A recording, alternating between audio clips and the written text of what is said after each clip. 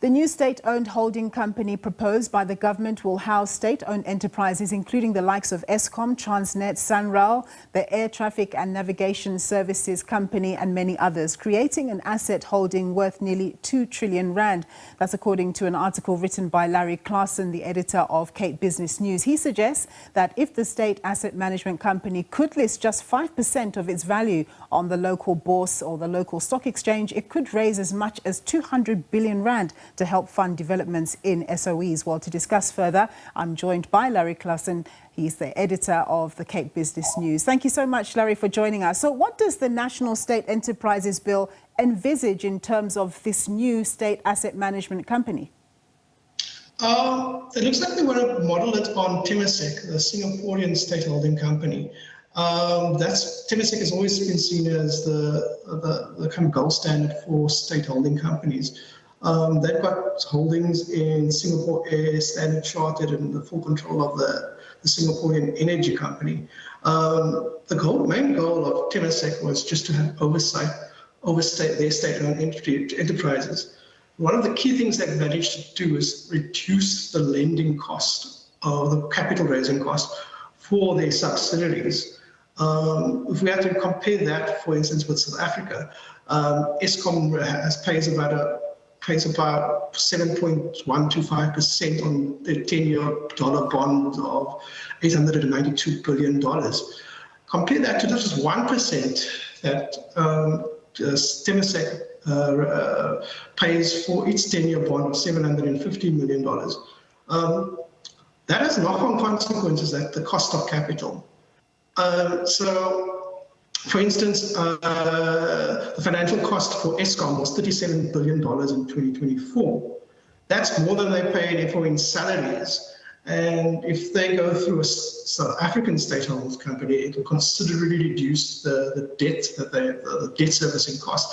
I think from at least a couple of hundred million to even a couple of billion, depending on what kind of interest rate they can get. That's very significant. So we know that historically the ANC government had not really been keen for the private sector to get involved in state assets. But of course, that's since changed.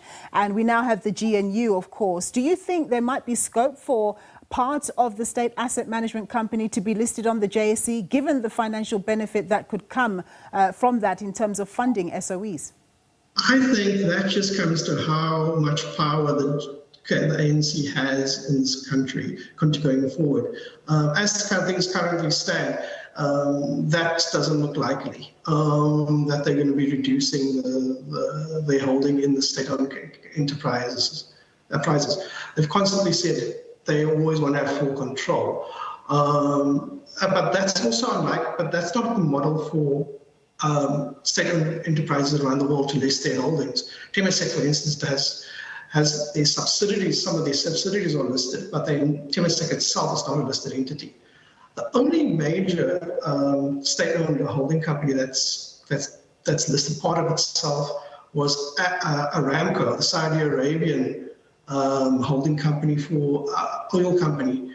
It raised $25.6 billion in 2019, and it just listed 1.5% of its holdings.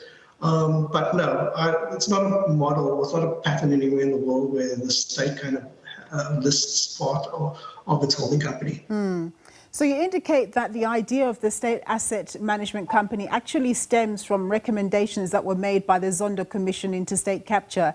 Essentially, what were the key governance reasons that they thought this would be good for? They do away with political appointments. So the way the state-owned holding company, the staffing state-owned holding company will be run, it will be a board appointed with the president, the presidency, to be for long-term oversight over the company, as it currently stands now, the board is appointed by the ministers inside, who have oversight of the portfolio. Zondo had quite forward-thinking ideas about how to run state-owned enterprises. He recommended that it should be run by people that have expertise and will be for the long term. We can't say that's been the rule in South African ways, and South Africans been running the SAEs. But of course, you talk about the board being potentially liable or accountable to the president. But isn't there something problematic about giving power to an individual, especially a president? Yes. Because, I mean, it's a bill at the moment. No doubt there are inputs that are being given at the moment. So presumably that we'd want that situation to change so that the president doesn't have so much power from, in terms of an asset that's worth over 2 trillion rand.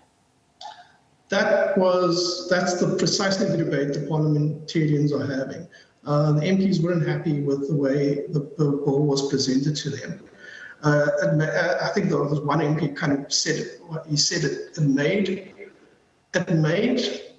Parliament redundant. There was, as things currently stand, Eskom all reports directly to Parliament, SAA reports directly to Parliament, SANRAL reports directly to Parliament.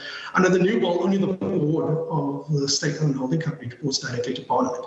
So there's no direct oversight by Parliament over the SEOs. But just saying that, even with the oversight that we've had, direct oversight that we've had with Eskom and SANRAL and the like, there's still things that happen there that shouldn't have happened. So it's not the oversight that's the issue; it's the lack of consequences. I think that's the big issue, and that's not something that's just pertains to the board. Yeah, well, it's complicated, Larry. Thank you so much for your insights there. That was Larry Claasen. He's the editor of the Cape Business News.